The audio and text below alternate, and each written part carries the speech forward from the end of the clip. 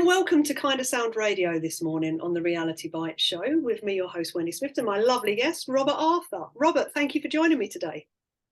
It's a pleasure to be here, Miss Wendy. I always wonder, actually, with your name, because is Arthur your surname? Or yes, surname being last name. Yeah. It is. I always wondered if you just lined it up as sort of like a first name and middle name and just left it open for people to make up their own conclusion. And I love the fact you always call me Miss Wendy.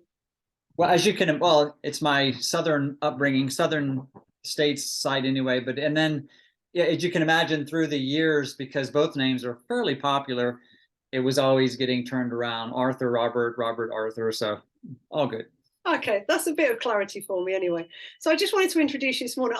We're gonna wander through your life, so I'm not gonna say too much in the introduction, but I just want to say how I know you. So I met you through health and well-being and personal development, really. That's what I'm going to say. And I look at you like a entrepreneur extraordinaire and someone who's very passionate about life, very passionate about helping others, and just seems to find joy in general in life. And that's, I think, what I love about you, Robert. I appreciate hearing that. That's a wonderful affirmation that I'm doing a couple things right. More than a couple, I'd say, more than a couple. So as I've already said to you, like prior to the show is about Reality Bites. It's about people's lives. So before we get into like what you're doing now and plans for the future, I like to take people just on a little journey so they get to experience, however many years you've been on this plane of existence now, and where it all become, and mainly, your programming, your early years, schooling, education, family. So if we start from that point, I mean, where did you, if you don't mind talking about it, where did you grow up, and, what was your family environment like, and early days school for you?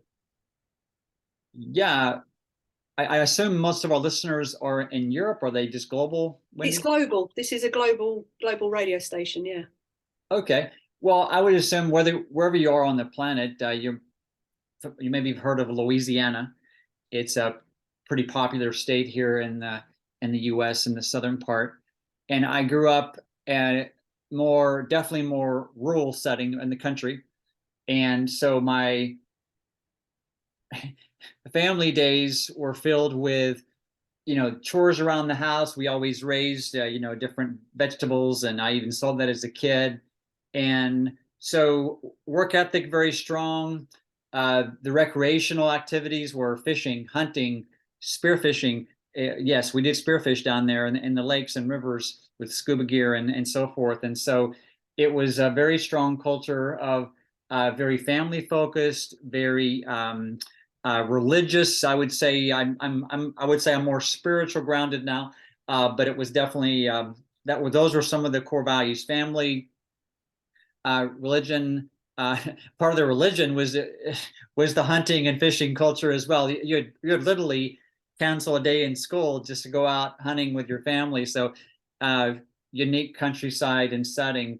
My close personal space was overseen by two very heart-centered parents, very different parenting style. My dad, I wouldn't say he's a workaholic, but strong work ethic that consumed most of his 7 days a week. Although my dad was a beautiful example of a man who obviously had a beautiful work ethic, and he expected the same of his kids and even his wife in a loving way. And at the same time, one lesson that Dad didn't just tell me, he showed me, he would set aside the time to run out in the field and play catch with me. I would bat the ball, he would catch it, or vice versa. He would take the time to, go on our hunting little adventures, expeditions. We would go diving together. So he did take the time to play alongside his very grounded work ethic that you earned your keep in life. And everything had to earn their keep. Even our pets had a purpose. Like, we didn't have a dog just to have a companion. The dog was a guard dog or a hunting dog, and there wasn't much in between. In his later years, as he kind of mellowed out, he actually had a little companion a little short-legged, what's called a Dachshund breed. Yeah. And we were all like amazed that he allowed this dog even into his household. So we do mellow with age. But anyway, so that was my dad, to paint that picture.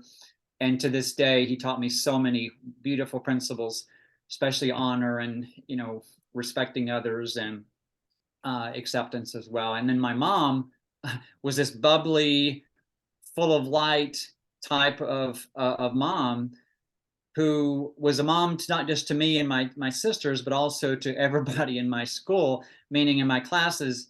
She was that person who saw that light. She saw your beauty. She saw your power.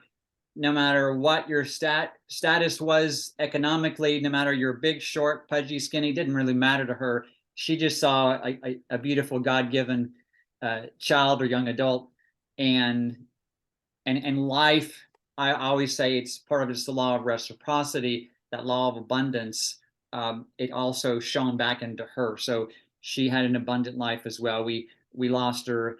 She was in her 50s when she went on, and she had a car accident. But that being said, the growing up years, she also became an entrepreneur, which introduced me to that whole genre of life and freedom of expression. But mom, one of the biggest things she taught me growing up was to see the beauty, to see the light in those around you, and not just to see it, but to acknowledge it.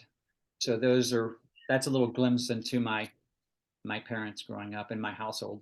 That sounds like quite an idyllic sort of childhood, really. Well, I always say, I'm not sure if you can see on the visual or not, but if this is an Perfectly audio, imperfect. if it's an audio recording, I'm holding up a little sign. My team bought Yeah. me this. It says perfectly imperfect. And yeah, it was an imperfect household, an imperfect relationship, an imperfect part of the country, for goodness sake. But we focused on the good. We focused on what was the lighter side, what was to be seen, and the beauty in others, and day in, day out. So yeah, it was a beautiful example of what to focus on in life. And part of it is that daily decision of what we do focus on. And so that was, like, I suppose, ethically, values wise, then your parents really did install, like you say, very similar to me, work ethic. Grew up in an environment where we had to work. So it taught us the value of money. It was a customer service industry. So it was a pub. Yeah, We very learned much. the value of people. Yes, the value of people, the value of, earning your keep, for lack of a better way of saying it, Wendy, and those listening. And part of it, looking back, I had some work to do later in life. Speaking of perfectly imperfect, I had some baggage I had to work through around even wealth and money. And so my one vernacular is like the money blueprint. My money blueprint, as I became an adult and started some of my career paths, is that I at one point had a disassociation, or I was associating abundance or wealth, whatever you want to call it, with pride, ego, and difference, versus I had to rewrite my inner script to realize that wealth and abundance is simply a tool, a resource. It's what you make of it. It's what you do with it. You can do some massive good with wealth and abundance versus putting it over here in a category full of judgment and seeing it through all these filters. So. Yeah, that is interesting, actually, because that's what I think as well. Later in life, most people struggle, or majority of clients I speak to struggle with that concept of not having enough. As in, like, they compare themselves to other people with, when it comes to wealth, if we're talking wealth, and how they view it. They view it as, well, I've not got the car, I've not got the house, and I've not got that high ticket job or whatever it is. But for me, they're just external things that are taking you away from the true wealth, which is your internal wealth. So the happiness, isn't it? When you connect, you get rid of the ego. We need a little bit of ego here and there, but when you get rid of the majority of that ego, that wealth means shiny things, then I think you really can connect back to the internal. Then you'll gain external wealth, because it comes to you naturally then when you lose all of that egotistical shiny objects type of acquisition. Does that make sense, Robert? I totally, and to further to segue on that word shiny, you go from shiny artificial, shiny cosmetic bling or appearance to the shine inside. Yeah. It's that light. It goes back to that light again. So yes, I agree wholeheartedly, is that real wealth is tied to our level of service and contribution, which is also the fuel which ignites our purpose, which opens up the door for joy and happiness to fill this physical self that we're living in right now, because we're spiritual beings. We have an internal aspect of this. That's my belief. And we're simply wearing this skin that's a more physical layer, but the true power, the true wealth, the true beauty, that eternal aspect is light and good. It's if we choose to allow it in. Otherwise, the other can consume us as well. I don't mean to have a deep spiritual talk, but that's massively. just, to me, it's all intertwined, Wendy. So yeah, it's all totally relevant. I was having a conversation with a client this morning about, it was interesting how excuses are used to not engage and do things. And then I said, whenever you felt good in life, like throughout whatever periods of life, when you felt good, what were you doing? And the conversation was, well, I was out walking every day. I was going to the gym and exercising. I was seeing people who I loved being around. I was doing stuff for me. And it's like, well, what are you not doing now? I'm not going out walking. I'm not seeing people. That I'm doing everything for everybody else because I feel that they need it, and that I've lost me in amongst all of that. And I was like, well, the solution is there. You've basically said the solution for you to find your happiness again. It's focused back on finding filling up the internal space first. Because when your internal space is happy, truly fulfilled from the inside, that shines out, and then you'll find some purpose then. But I think people, I don't know about you, tend to wander off down that. We're always told you need a purpose in life. You need a purpose in life. And I think people struggle the majority of their life trying to find a purpose. But if they just stopped, forgot about all that stuff out there and went inside and started following the internal guidance, then the purpose becomes clear.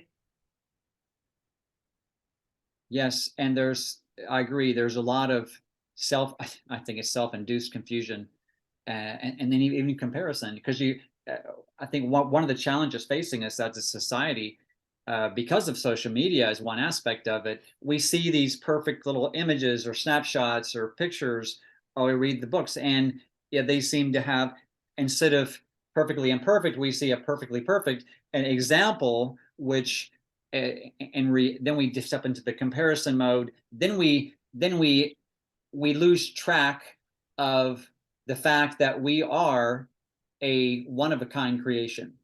No one else that's ever been born, much less walk this planet, has ever had our unique set of circumstances, gifting, calling, life experience, insights. No one else has. And once we truly can, I call it reconnect with that, because it's always, to me, it was there from the beginning until it was conditioned away. But once we reconnect with that truth, then we can begin the journey from comparison to contrast, meaning contrast is what is unique, different about me. And how can I, with my unique set of circumstance and skills and calling and gifting, be a conduit of some answers and solutions, and gifting to other people, in my own unique way. And that's where real purpose and fulfillment stems from. Yeah, finding that uniqueness. I always say this to people when they're looking and going, oh, I'm jealous of the person over there and there. And it's, while you're putting all of your energy out there, you're forgetting about the one most important person in your life, you. I never use the word selfish. I call it self first. Wow. Because you have to put self first. If self is balanced and you're in self, then everything else will be all right around you. That's the way I always look at things. And it's that the refocusing. I like the way you said, you know, reconnecting with self, that the connection was always there, but then it was conditioned out of us at some point. I mean, with that one, did you, when you went through school, because I view school as conditioning, basically. It is, you're taught a set of things that someone else thinks you need to know to do life. You're taught to stand up when a bell rings, sit down when a bell rings, wear the same as everybody else, become part of the crowd, do as you're told, and lose your uniqueness. Just get on, earn money, buy a house, have a family, die, retire and die. That's pretty much, you know, conditioning. And when you come out of that, you know, life starts happening really. But it's recognizing it. But how did you find school? Was school for you like, did you find it like a conditioning process, or were you quite aware of that because you come from quite a resilient background that was similar to mine from the sound of it, always out and about doing things and experiencing life? So did it impact you much? Yes, great question, Miss Wendy. So part of it, because of my both parents' influence, to me, the true education was to be found in living life and experiencing a multicultural life journey. That to me was what I was connotating education with, because of my, you know, both my dad, especially my dad, mom too.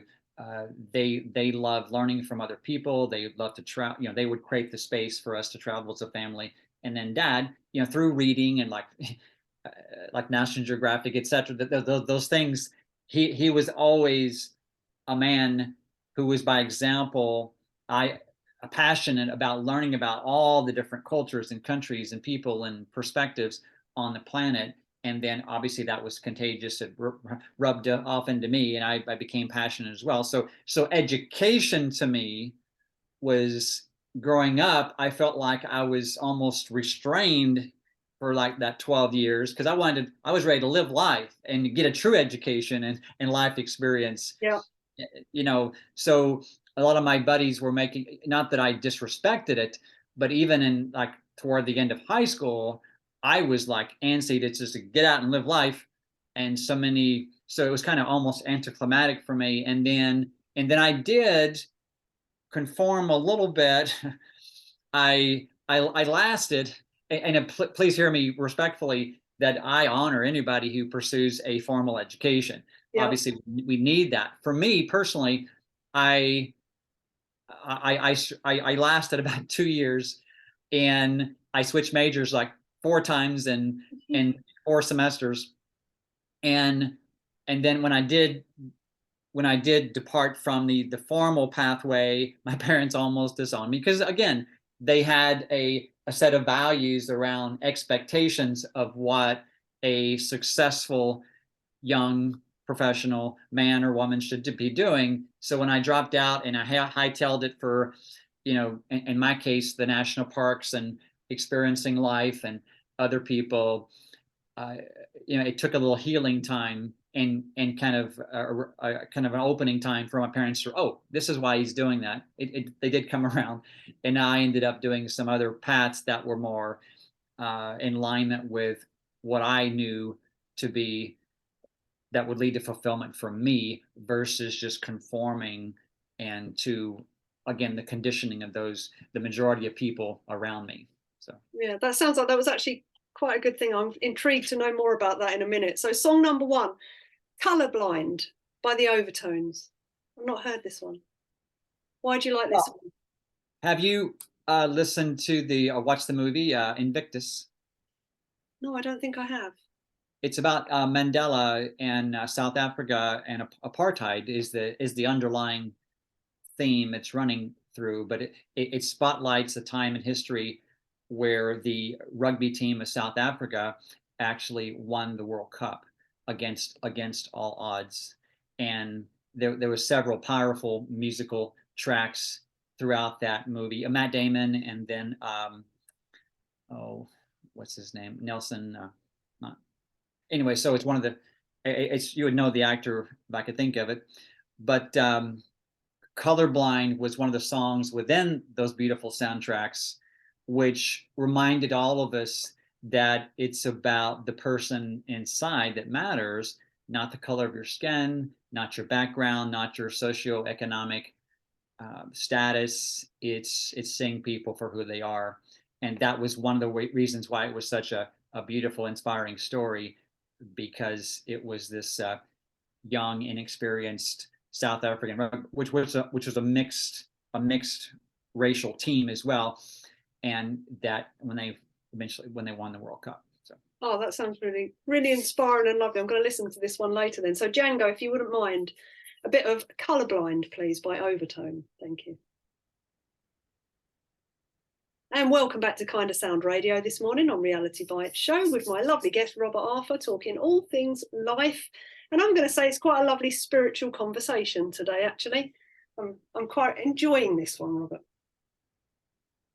I would ditto that.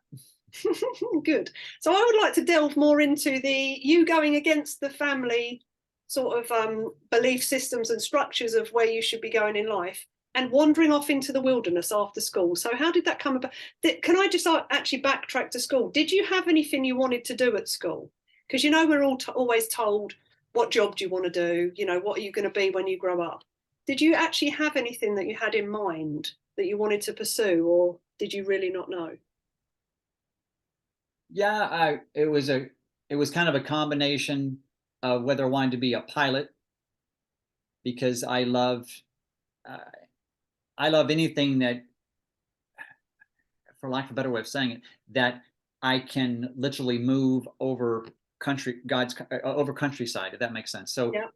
whether it was my running as an athlete, or then eventually cycling and Nordic skiing, and or getting on a plane, and I wanted to see over the horizon. I don't mean to be esoteric, but I will, because part of me, inside of me, I had this little pioneer gypsy combination, whatever you want to call it, where I was always intrigued about what's around the bend, what's over that next hill, what's over that next horizon, internally and externally. So, for lack of a better way of saying it, I was drawn to that next experience or adventure. Adventure has always been, in its different shapes and forms, has always been a guiding force in my career choices, in my sporting activities, even in my relationships.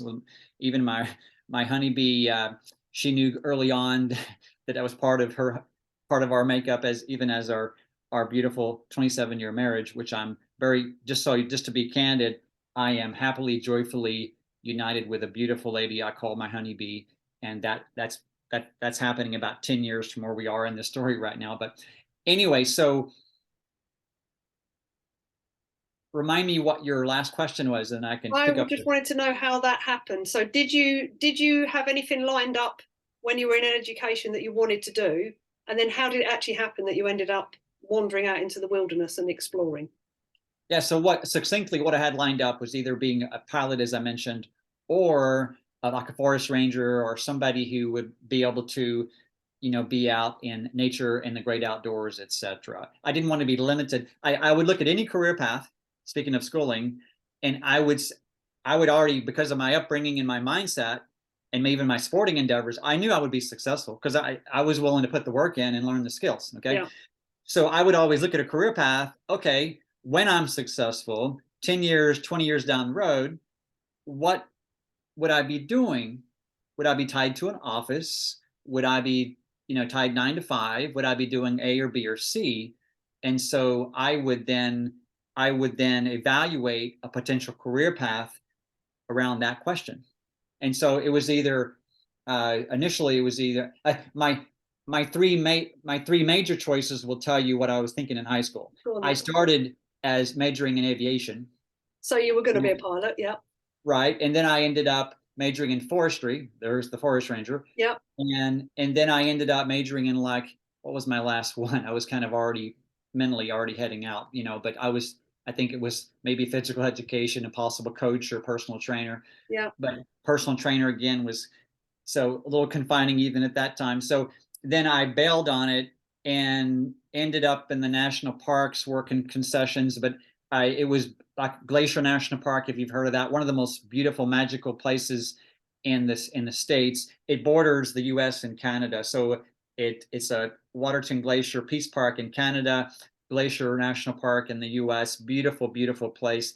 And then my other time of the year, I was working in another national park called Olympic National Park on the extreme northwest corner of the states, the lower states.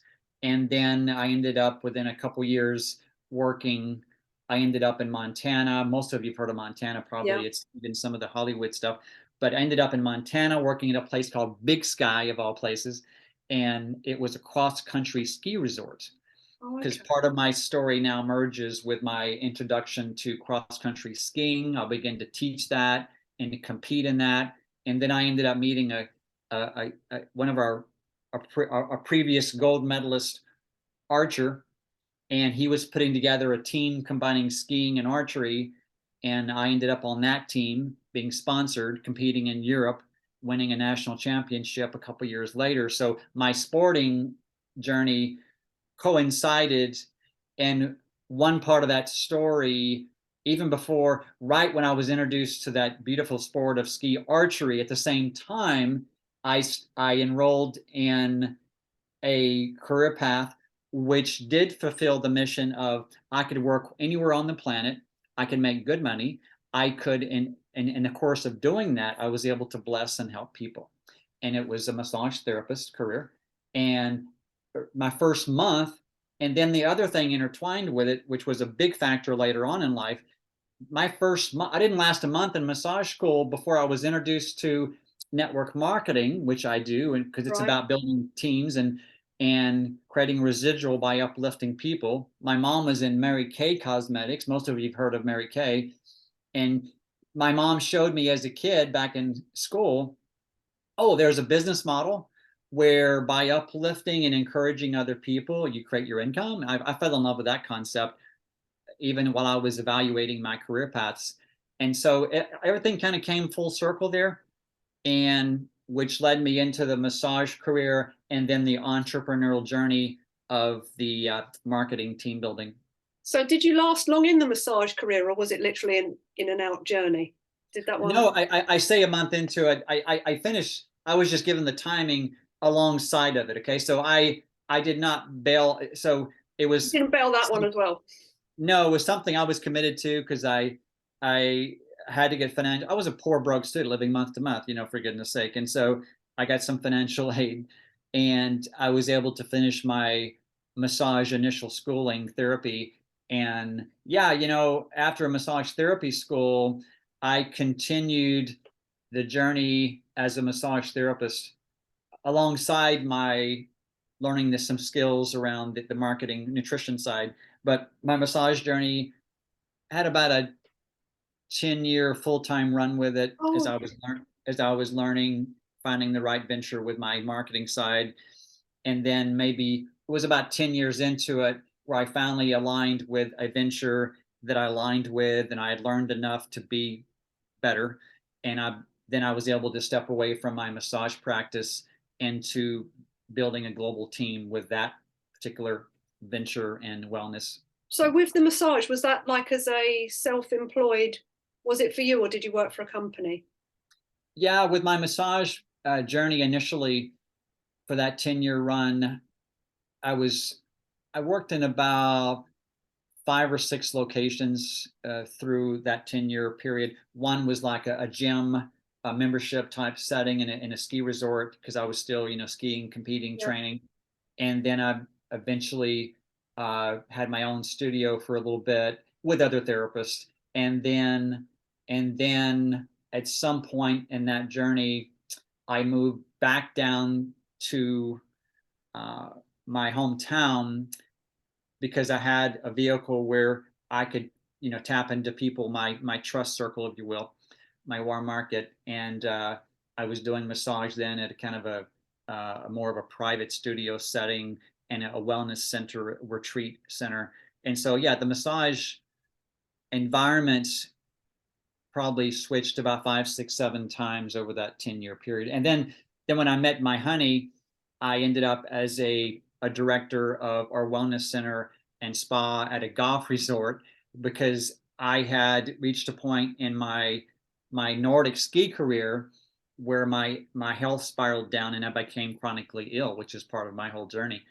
And And so because I became ill and I couldn't train at that level, that was part of the catalyst why I moved back south away from my ski passion so I could build my other passion, which would fund my global adventure and have me and I could build a career that I wasn't limited or put inside of a 9 to 5 scenario. Yeah. So you've always had a massive entrepreneurial streak in you then. That's Always. always been pushing you out. So song number 2, I've not heard of these guys. The Cello Song by the Piano Guys. Oh, fun. Yeah, it's more it's instrumental. I some of my favorite songs, I was just transparent. I said, okay, I'm not going to judge it. I'm not going to filter it. I'm just going to put, when I think back, whether I'm in the gym or whether I'm in the car or whether I'm whatever, what are just look at my music list. What 4 or 5 songs have I listened to the most here in the last 6 months? That's how I base that decision on. And the cello song is it's a it has a beautiful melodic flow to it, and to me, my instrumental choices that you're about to listen to, one of them, it connotates, it has this inner theme to me of a journey. Most of my instrumental choices that I maybe share like this, say on this show right now, that you'll hear have an energetic reference to me when I hear it. It reminds me that I'm on this particular journey of life, if that makes sense. It So, does. It does. Yeah, I love music in general. So Django, if you wouldn't mind, please, a bit of the Cello Song for us this morning. And welcome back to Kind of Sound Radio again on the Reality Bite Show. And we're going to wander into, I'd like to know, because you've just touched on it a moment ago, that you had a health issue. Was that like a catalyst? You said it did change things for you and you moved back home. So what did that prompt you into doing in life? And, can you share what it was and how you overcame it?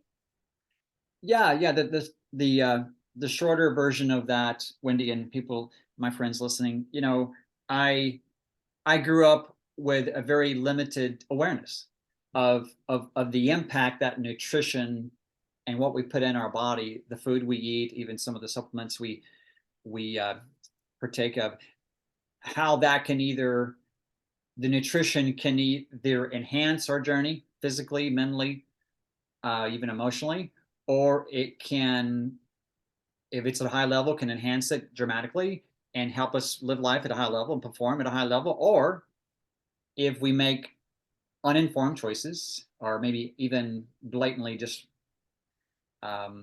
refuse to even acknowledge the impact, and we make poor choices, then it can do the opposite. It can pull our body down dramatically and weaken us, not strengthen us. And so, long story short, I thought a healthy breakfast was biscuits and gravy. I know better now, but uh, anyway, um, Can you just explain to me what biscuits and gravy is in America? So in America, how would you put that in UK terms? Is it literally yeah, biscuits, like as in we call biscuits like sweet things that you dunk in your tea? yeah, the biscuit here is more of maybe a scone type of a substance here. Oh, A okay. biscuit here is not sweet. A biscuit here is more like a homemade, like flour, water, lard. Oh, sort So of like a scone, what we'd call a scone in the more of UK. a scone, Yeah. exactly. And so I thought a healthy breakfast growing up was a scone, and a gravy here was a combination of a dairy, milk, basically milk, lard, which is, growing up it was like probably Crisco, and flour, white flour. And so if you break that down nutritionally, there's very limited nutrition, especially when you start your day out. So I just laughingly talk about that. So hopefully that makes sense. And then, although I was very active and competing at a high level from high school, my short stay in college, then as you heard, I made a national level, even international level endurance athlete. And I reached a point where my poor nutrition and a little bit of overtraining caught up with me, and and like toward the end of my ski archery, that initial journey, that I was in the best shape of my life. I went into the season. The very first race of the year was a pure ski race. It wasn't combining with the archery. It was at 9,000 feet elevation, which is right around a little over 3,000 meters. And it was so high altitude. And I really put a high stress load on my body. And literally the day after the race, Wendy, my body just, it was almost like you flicked a switch, and you Right. flicked it down, not up.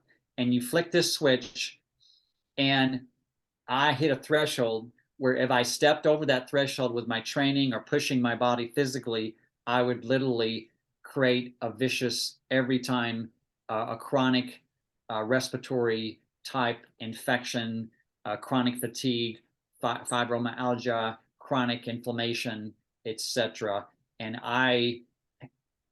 yeah, I had to rework my own identity, because part of my identity to that date was a high level athlete. And so that was an interesting several years journey. So what did you do? Because I mean, I've got many perspectives on fibromyalgia. When I look in, I've got a great book. Is it in here? No, it's in the other room, I think. Oh no, it is. Metaphysical Anatomy. Have you ever read Metaphysical Anatomy? The big I've book. read some I've read some similar material, but not that particular book. For those of you who are listening in, obviously people will see this on the video, but it's this book here by Yvette Rose, right? I find this absolutely fascinating. So when I have clients come in with, they'll say this is aching, or I have fibromyalgia or something like that. You go through it, and it will literally, every single client I've read sections out to, they go, "Oh, you're like reading out my life to me," No. because it's just emotionally driven, circumstance driven, lots of different things. But the body has a unique way of telling you when there's something wrong. The issue is that most people don't listen. So they end up keep doing the same patterns, and they get worse and worse and worse. And until you recognize whatever it was that's creating it, the body will just keep giving you more as a signal that, hey, I'm not in balance here. Can you do something about this? So what was your experience, and how did you, because I know you've overcome it, because I've obviously watched you for the last few years with what you've done, but how did you start on that sort of journey of overcoming all of those aspects? Well, the first step is, the typical enlightened of denial and a little resentment and anger, but not so much anger, but denial. And then I realized it wasn't going away, that I had to find some answers. And so, and then by this time, thankfully, I was introduced to some holistic and Eastern nutritional awareness, as well as the traditional. So it was a combination. I went and searched the traditional route, got some diagnoses, obviously traditionally, and then holistically. And really, I was trying this and doing that meditation, do that energy work and that nutrition protocol and that traditional line. And I just wasn't saying anything. None of those activities were giving me a sustained benefit, if you will, or shift out of. Many of them were temporary, but my body couldn't sustain that new level of health again. And my journey through that process lasted. It was literally like a 3.5, 4 year process. And I was introduced to a nutritional system at the time, which led me on a 19-year journey with that. But it was a combination of cleansing out the impurities, kind of purifying detox. It was a combination of using adaptogens, which would help me with my stress load and lower my inflammation. And then it was a combination of what a more full spectrum nutrition coming into my body, some phytonutrients. So it was a pretty comprehensive little system that I was introduced to, that gave my body.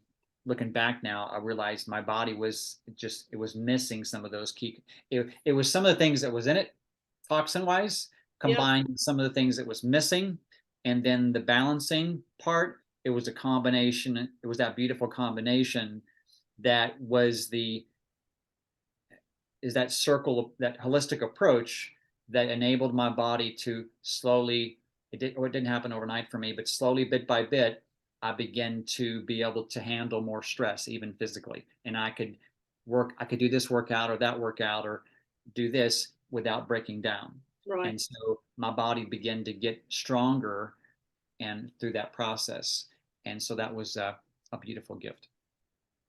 Yeah, it's the toxins. It's one thing. One of my business partners, she's a naturopath and gut health specialist. And she always talks about not just the toxins inside the body, because obviously with gut health, your emotions are regulated by your stomach, which most people don't know.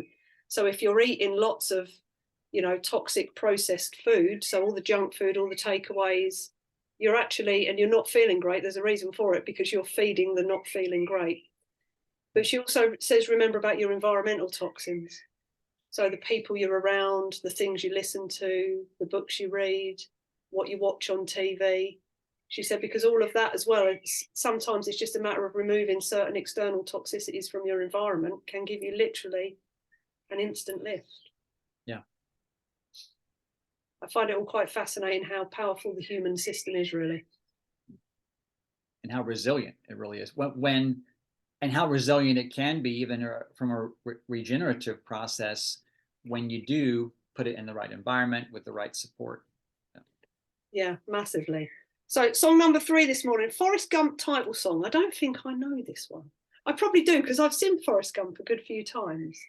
Yeah, it's more, again, it's an instrumental based song. Again, it's the rhythm and the flow. A while ago, I mentioned that my favorite instrumental pieces kind of had the energy around reminding me that life's a journey.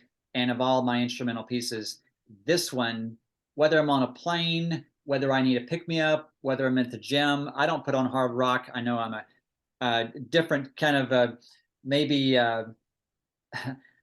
perspective there on the music, but it's just this little piece of music.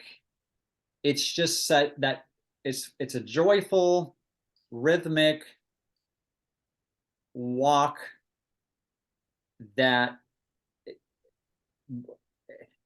it's music that creates that joyful, peaceful, but energetic walk energy in my soul, if you will. So that's what this music represents to me. I love that. So Django, if you wouldn't mind, please, the Forrest Gump title song this morning for us. Thank you. And welcome back to KINDASOUND for the final part of Reality Bites this morning with my lovely guest, Robert Harper, talking all things basically life and recovery at the moment. So I want to know I'm just going to touch actually on frequency and vibration, because you've mentioned this a few times with the last couple of songs, how they have a certain resonance for you that does something. I mean, everything in life is frequency and vibration, isn't it? How do you use that in life, Robert? Well, I think you may not know, but I did pick up my massage practice part-time again about a year and a half, 2 years ago. And because I love it. And part of it, at the end of each session that I do, I do a cleansing where I brush off, and then I help the person kind of release some of the energy. And then, because everything is energy, and then I was only about a week into my practicum at my massage therapy initial schooling. This was several years ago, obviously. And I'd worked with a couple of clients that had been going through a lot, obviously emotionally. And at the end of my second session, literally my forearms began to cramp up. And then I approached one of my instructors and I said, I'm fit. This isn't really a physical problem. What's happening here? And he just kind of smiled and said, go back to the sink over there and get some get some cold water and just kind of flush it out. What, Robert, you're allowing yourself to be the conduit. You're making yourself the own tool. You're holding on, you're storing it versus being the actual conduit where it's flowing on through and you can ground it out. And I did that, and the cramping went away. I did like 3 other massages, and it was fine. And I also made another shift when I realized. I keep using massage therapy as a reference because you can see it, you can visualize it. I also made a shift where before I made this shift, I could do I was an endurance athlete then, so endurance wasn't a problem, but I would do 3 or 4 massages and I'd be a little drained sometimes. And the other pivotal moment there, when I realized that when I was the conduit, I was able to tap into this energy flow. Again, I'm being esoteric, but this is what happened to me. So when I realized that I was the conduit there and there was energy all around me, including through the client, etc., I could do 4, 5, 6 massages and I would have the same energy I had when I started.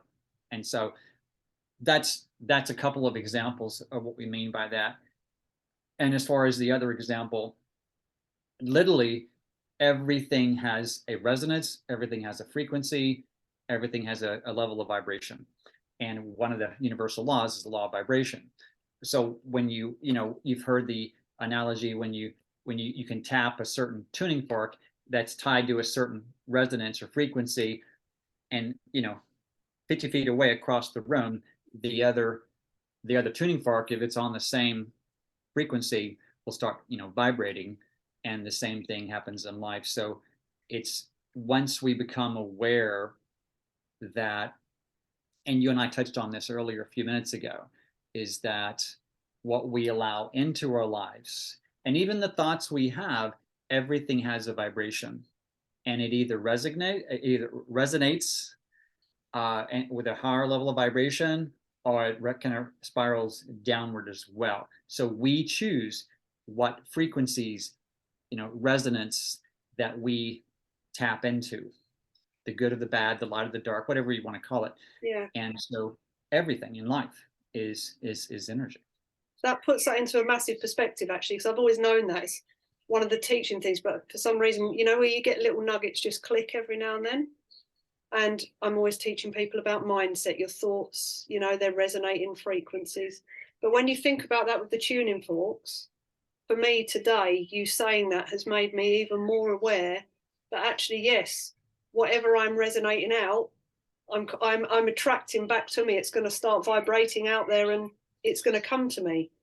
So if I'm having a dark day with dark thoughts, all the dark stuff around me, I'm going to see it and it'll be in my experience. And it is just a matter of choice, isn't it? So if you want a better day, it's just slowly raising that vibrational pitch. Not so you're in Von Trapp land all day, it's unsustainable, but just getting up to that really nice level where you're just having those nice, where life is, you said the flow, be a conduit and allow life to flow through you. And when you can stand in that space, it all becomes good. I have a friend said to me the other day actually about gratitude, because we were having a discussion about gratitude diaries. And he said to me, I don't think gratitude diaries work for most people, especially if they're depressed. And I said, go on, explain. And he said, because while you're sat there with a gratitude diary and you're trying to think of things you're grateful for, you're forcing an experience to happen. He said, so instead of doing a gratitude diary, do it all day long while you're out and about. And he said, instead of being grateful, be thankful. And what he was saying is like, so I can hear a blackbird at the moment singing outside. Be thankful for being able to hear that beautiful bird, because in that moment, you generate gratitude. So what can happen throughout the day? Be grateful for that cup of coffee you have first thing in the morning, but be thankful for it. So go, I'm really thankful for this, because the weird thing, I've been practicing this only for a week now. And every time I look at something and go like, I've got a baby robin in the garden at the moment, a little baby robin's just appeared.